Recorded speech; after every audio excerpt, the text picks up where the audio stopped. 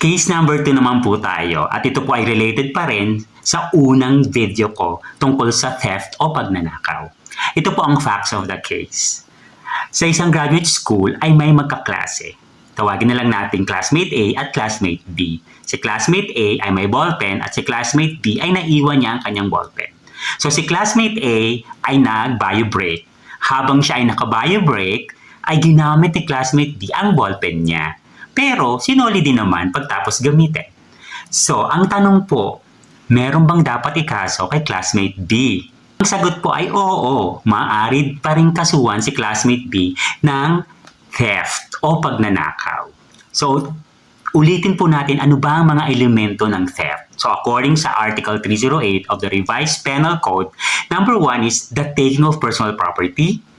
Number 2, the property belongs to another. So, yung ginamit ni classmate B ay pagmamayari ni classmate A.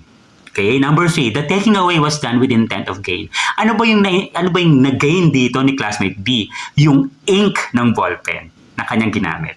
Diba? Ginamit niya yung ballpen para makapagsulat. So, nag-gain niya yung ink na ginamit niya sa ballpen kahit na sinoli niya to pagtapos. Number 4, the taking away was done without the consent of the owner. So, habang naka-bio break, ang classmate A niya ay kinuha niya ang ballpen ng walang paalam at ginamit ito.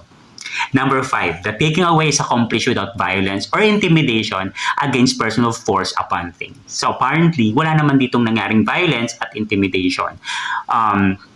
Kinuha lang niya to at sinole pagtapos gamitin. Sa madaling salita, siya pa rin ay pwedeng sampa ng kasong theft. At anong penalty? Dahil ito po ay small amount lang, not exceeding 5,000 pesos, siya po ay pwedeng parusahan ng pagkakakulong or imprisonment ng 1 araw hanggang 30 araw.